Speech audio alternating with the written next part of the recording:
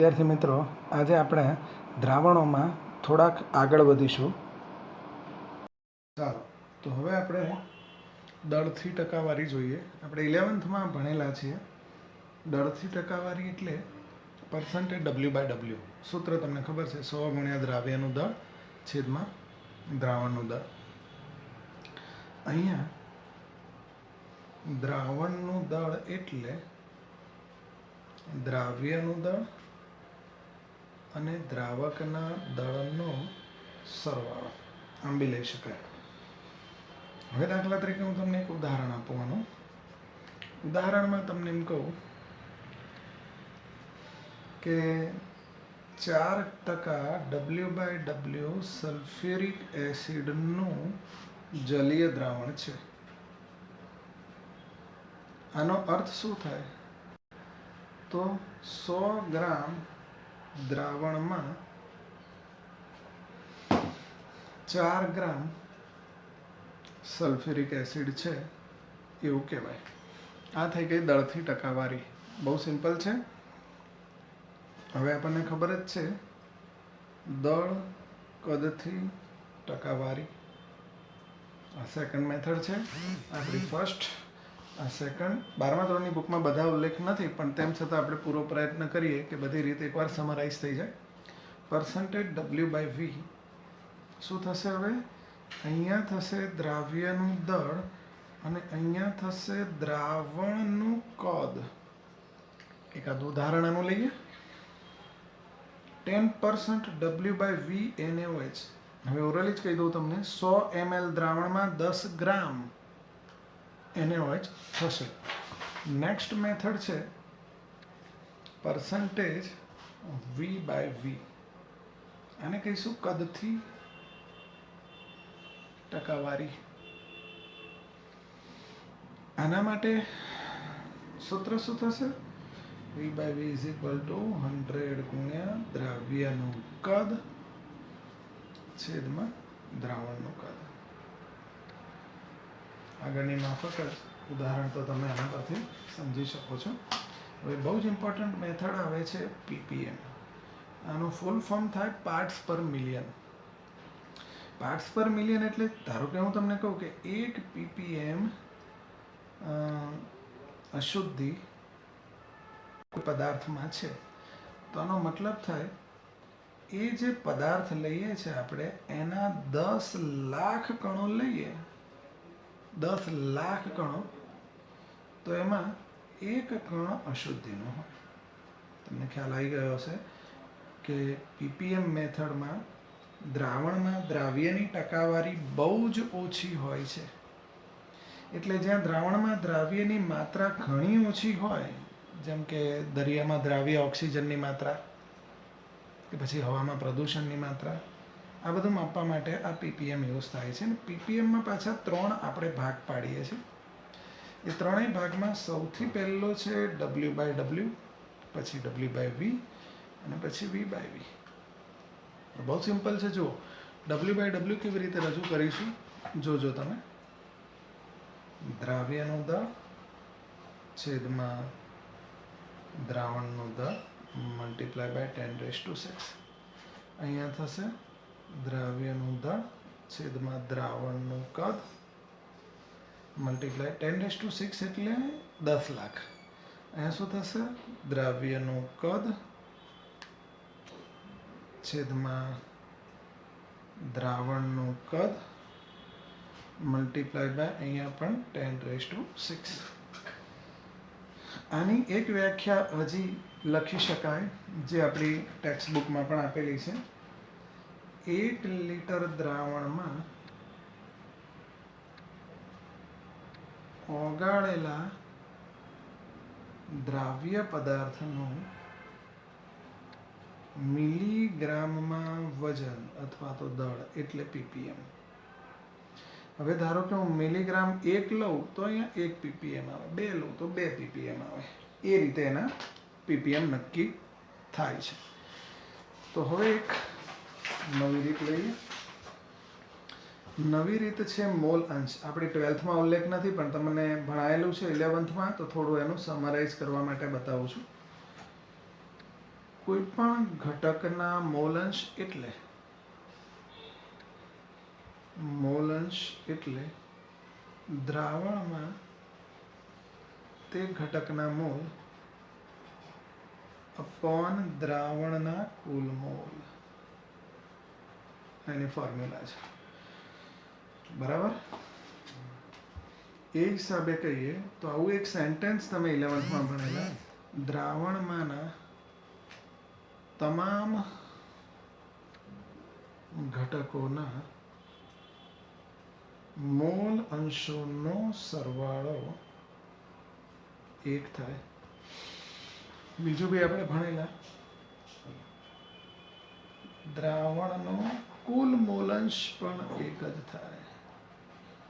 Mall અંશ 1 જ થાય. આ પણ આપણે ભણેલા. તો આ થઈ ગઈ સાંદ્રતાની મોલ અંશ માટેની મેથડ. હવે મોલારિટી, આ પણ આપણે ભણેલા છીએ. મોલારિટીને આપણે બીજું નામ કહીએ છીએ ગ્રામ આણ્વિકતા. જો પહેલાની સમજ આપી દઉં તમને. 1 લીટર પાણી લેવાનું. 1 લીટર સમજો જલીય દ્રાવણ. હવે આ 1 લીટર જલીય દ્રાવણમાં તમારે કોઈ પણ દ્રાવ્ય પદાર્થનો 1 મોલ જથ્થો એટલે કે એના આણ્વીય દળ જેટલો જથ્થો નાખવાનો, ઓગાળી દેવાનો. બનતું દ્રાવણ 1 મોલર દ્રાવણ કહેવાય. એની મોલારિટી 1 કહેવાય. હવે એની ફોર્મ્યુલા બી જોઈ લઈએ. જો એની ફોર્મ્યુલા શું થશે? Molarity is equal to 1000 multiply by દ્રાવ્યનું દળ ગ્રામમાં અપોન દ્રાવ્યનું આણ્વીય દળ ઇન્ટુ દ્રાવણનું કદ ml. જો તમે આ લીટરમાં લેશો તો આ 1000 ગુણવાના નથી. તો પછી મોલારિટી આવું થશે, દ્રાવ્યનું દળ ગ્રામમાં છેદમાં દ્રાવ્યનું આણ્વીય દળ અને દ્રાવણનું કદ પણ હવે લીટરમાં. નેક્સ્ટ મેથડ જોઈએ, મોલાલિટી. સ્મોલ m થી ઓળખાય છે. આને બી હું તમને પહેલાં થોડી આકૃતિ દોરીને હાઇલાઇટ કરાવી દઉં. એક પાત્રમાં હવે તમારે લેવાનું છે 1 કિલો દ્રાવક અને એમાં તમે દ્રાવ્યનો 1 મોલ જથ્થો ઓગાળો તો બનતું દ્રાવણ 1 મોલાલ દ્રાવણ કહેવાય. એની મોલાલિટી 1 કહેવાય. તો ચલો હવે એની ફોર્મ્યુલા જોઈ લઈએ. મોલાલિટી 1000 ગુણ્યા દ્રાવ્યનું દળ છેદમાં દ્રાવ્યનું આણ્વીય દળ ગુણ્યા, અહીંયા ધ્યાનથી જોજો, દ્રાવકનું દળ. આ પણ ગ્રામમાં, અહીંયા પણ ગ્રામમાં. હમણાં તમને મોલારિટીમાં બતાવ્યું એ પ્રમાણે જો અહીંયા ml લો તો 1000 ગુણવાના, લીટર લો તો 1000 ગુણવાના નથી.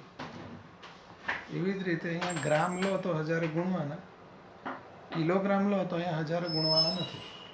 બરાબર. તો આ થઈ ગઈ મોલાલિટીની ડેફિનેશન. હવે નેક્સ્ટ જોઈએ. મોલાલિટી પછી એક ફોર્માલિટી આપણે જોવી પડશે. સ્મોલ f થી એને ઓળખીએ છીએ, એટલે કેપિટલ F થી ઓળખીએ છીએ એને. અને એની જે ડેફિનેશન છે એ થોડીક હું સમજાવી દઉં તમને. પહેલા ફોર્મ્યુલા જોઈ લો. 1000 ગુણ્યા દ્રાવ્યનું દળ એઝ ઇટ ઇઝ ગ્રામમાં,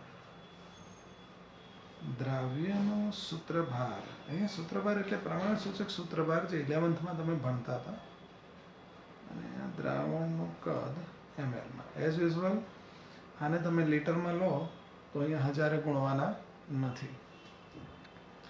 દાખલા તરીકે એક ઉદાહરણ લઉં તમને, પોટાશ એલમ. ફટકડી કહીએ છીએ.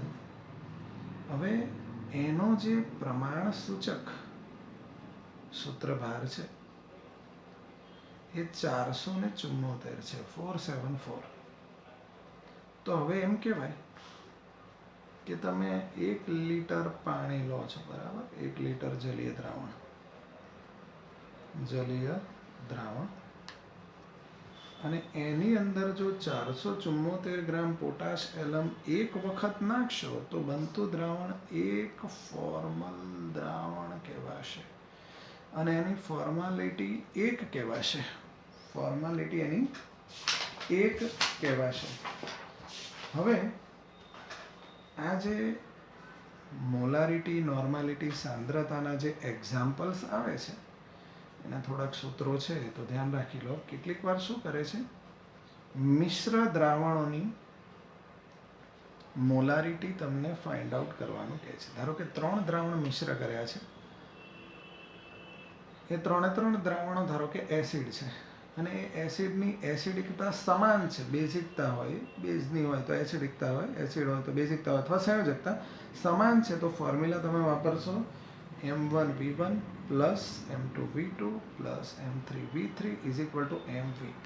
ધારો કે જે ત્રણેય તમે મિક્સ કર્યા છે એની એસિડિકતા, બેઝિકતા કે સંયોજકતા જુદી જુદી છે તો ફોર્મ્યુલા વાપરશો IM1V1 plus IM2V2 plus IM3V3 is equal to MV.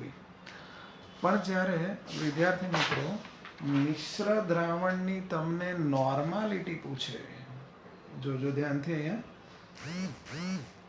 મિશ્ર દ્રાવણની નોર્માલિટી જ્યારે તમને પૂછવામાં આવે ત્યારે તમારે 3 દ્રાવણો ધારો કે મિશ્ર કર્યા હોય તો આ એકમાત્ર ફોર્મ્યુલા વાપરવાની. એમાં એસિડિકતા, બેઝિકતા કે સંયોજકતા અંદર સમાઈ જાય છે એટલા માટે.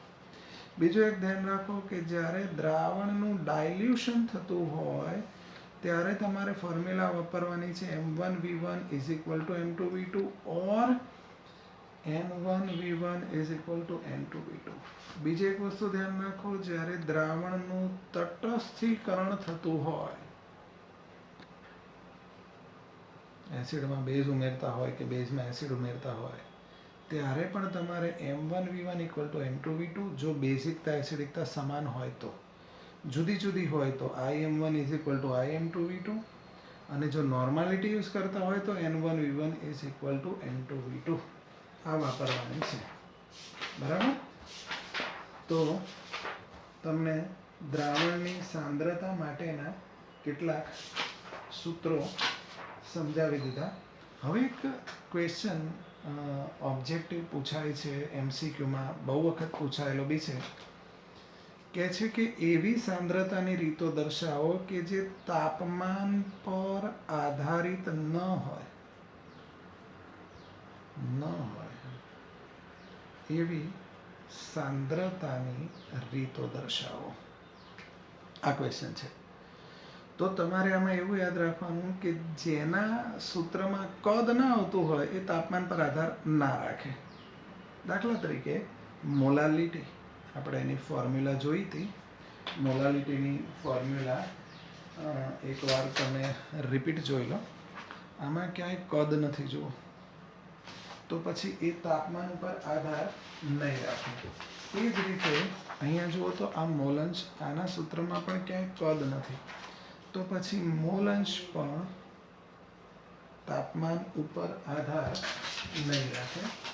એ જ રીતે તમે આ જોઈ શકો W/W, આમાં બી જુઓ, આમાં ક્યાંય કદ નથી તો પર્સન્ટેજ W/W પણ તાપમાન ઉપર આધાર નહીં રાખે. પછી PPM મેથડમાં તમે ધ્યાનથી જુઓ, W/W વાળી મેથડ, આમાં બી કદ નથી તો આ પણ તાપમાન ઉપર આધાર ના રાખે. એટલે PPMમાં આપણે લખવું પડે પર્ટિક્યુલરલી W/W વાળી પેટર્ન. બાકીની બધી સાંદ્રતાની જે રીતો છે એ તાપમાન ઉપર આધાર રાખશે. હવે એક નવો ક્વેશ્ચન જોઈએ. ક્વેશ્ચન છે દ્રાવ્યતા એટલે શું?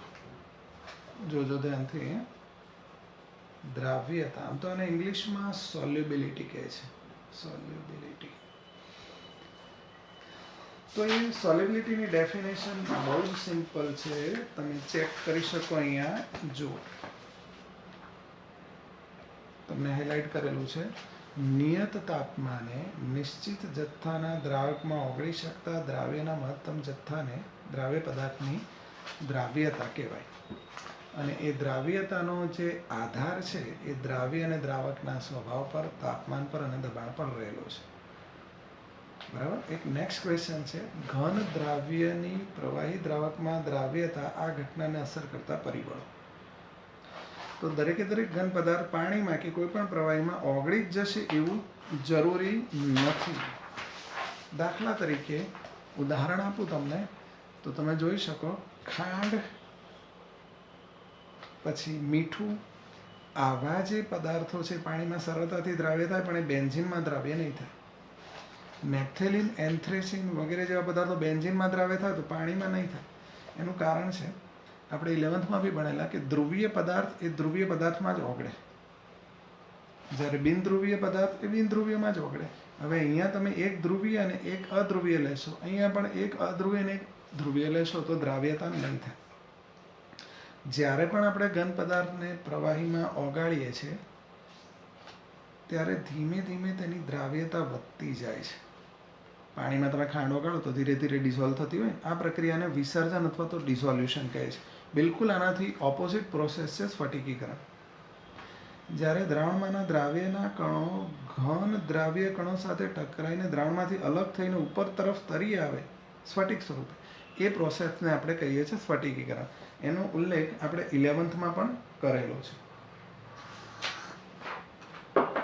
હવે એક વસ્તુ સમજી લો કે જ્યારે આ બંને ઓપોઝિટ પ્રોસેસ, વિસર્જન અને સ્ફટિકીકરણ, એ સમાન દરે થતી હોય ત્યારે દ્રાવણમાં ઓગળતા દ્રાવ્ય કણોની સંખ્યા અને દ્રાવણમાંથી અલગ થતા દ્રાવ્યના કણોની સંખ્યા વચ્ચે ગતિશીલ સંતુલન સ્થપાયેલું હોય છે. ગતિશીલ સંતુલનનો ઉલ્લેખ આપણે 11th કરેલો છે. પુરોગામી અને પ્રતિગામી પ્રક્રિયા એક સમાન દરે થતી હોય તો એ વખતે પ્રક્રિયક અને નિપજનો જથ્થો એક સમાન જળવાઈ રહે. આ પ્રકારના સંતુલનને આપણે ગતિશીલ સંતુલન કહીએ છીએ. એની વાત આપણે કરેલી છે. આ રીતે આપણે બતાવતા હતા સંતુલનને. આવા ગતિશીલ સંતુલન વખતે આપેલા તાપમાન અને દબાણે દ્રાવ્યની દ્રાવણમાં સાંદ્રતા કોન્સ્ટન્ટ થઈ જાય, કારણ કે પ્રક્રિયક અને નિપજનો જથ્થો એ વખતે અચળ થઈ જતો હોય છે. હવે એવું દ્રાવણ કે જે નિયત તાપમાને અને દબાણે વધુ દ્રાવ્યને પોતાનામાં ઓગાળી શકતો ન હોય એને સંતૃપ્ત દ્રાવણ કહેવાય. આપણે બી આવું જોઈએ છે, પાણીમાં ખાંડ ઓગાળીએ ત્યારે કેટલીક વખત એની સેચ્યુરેશન પોઈન્ટ આવી જાય કે હવે નથી ઓગળતી, તો બસ એ સેચ્યુરેશન પોઈન્ટને જ એની સંતૃપ્ત અવસ્થા કહીએ છીએ. એટલે કે એવું દ્રાવણ કે જેમાં ઓગળેલો દ્રાવ્યનો જથ્થો અને બિન ઓગળેલા દ્રાવ્યના જથ્થા વચ્ચે ગતિશીલ સંતુલન સ્થપાયું હોય. તમે ખાંડ પાણીમાં ઓગાળો ને અમુક લેવલે શું થશે, ઓગળતી બંધ થઈ જશે. પછી તમે જે 4, 5, 6, 7 દાણા નાખશો ખાંડના તો એ ઓગળશે નહીં. એટલે શું થયું, બિન ઓગળેલો જથ્થો અને ઓગળેલા જથ્થા વચ્ચે સંતુલન સ્થપાઈ ગયું. ગતિશીલ સંતુલન એટલા માટે કીધું કે જો આવા સંજોગોમાં એકાદ ખાંડનો દાણો ઓગળે તો પાછા ઓગળેલા દાણામાંથી સ્ફટિક સ્વરૂપે ખાંડનો દાણો પાછો ઉપર આવી જાય. આ પ્રોસેસ કન્ટિન્યુઅસ ચાલુ રહે એટલે એને ગતિશીલ સંતુલન કહે છે. અને આ પ્રકારના દ્રાવણને આપણે કહીએ છીએ સંતૃપ્ત દ્રાવણ. થોડીક વાત આગળ કરીએ. અસંતૃપ્ત દ્રાવણનો મતલબ શું? તમે અંદર દ્રાવ્ય જેટલું બી નાખશો એકના એક તાપમાને, જેટલું બી દ્રાવ્ય નાખશો ને એ કન્ટિન્યુઅસ અંદર ઓગળતું જ જશે, તો એને કહેવાય અસંતૃપ્ત દ્રાવણ. ટેમ્પરેચરની ઇફેક્ટ જોઈએ. જો ઘન દ્રાવ્યની પ્રવાહી દ્રાવકમાં દ્રાવ્યતાને અસર કરતું પરિબળ છે તાપમાન. આ રહ્યું આપણી ખાંડ અને આ રહ્યું પાણી. ખાંડનું પાણી બની ગયું અથવા તો ખાંડનું દ્રાવણ બની ગયું. હવે અત્યારે સમજી લો સંતુલન છે, તો લ શેટેલરના સિદ્ધાંત પ્રમાણે બે શક્યતા. જો આ પ્રક્રિયા ઉષ્મા શોષક હશે તો તાપમાન વધે એટલે સંતુલન, અહીંયાનું સંતુલન ખોરવાઈ જશે, પ્રક્રિયા પુરોગામી દિશામાં આગળ વધવા માંડશે અને દ્રાવ્યની દ્રાવ્યતા વધશે. એટલે તમને ખ્યાલ છે કે પાણીમાં ખાંડ નાખો અને પછી એને ગરમ કરો તો ઇઝીલી ઓગળે છે. આનાથી ઓપોઝિટ, જો આ પ્રક્રિયા ઉષ્મા ક્ષેપક હોય તો પછી તાપમાન વધારતા સંતુલન ખોરવાશે અને પ્રક્રિયા પ્રતિગામી દિશામાં પાછી આવશે. એટલે શું થશે, આમાંથી આમ આવશે, એટલે કે નિપજથી પ્રક્રિયક તરફ આવશે. તો શું થશે,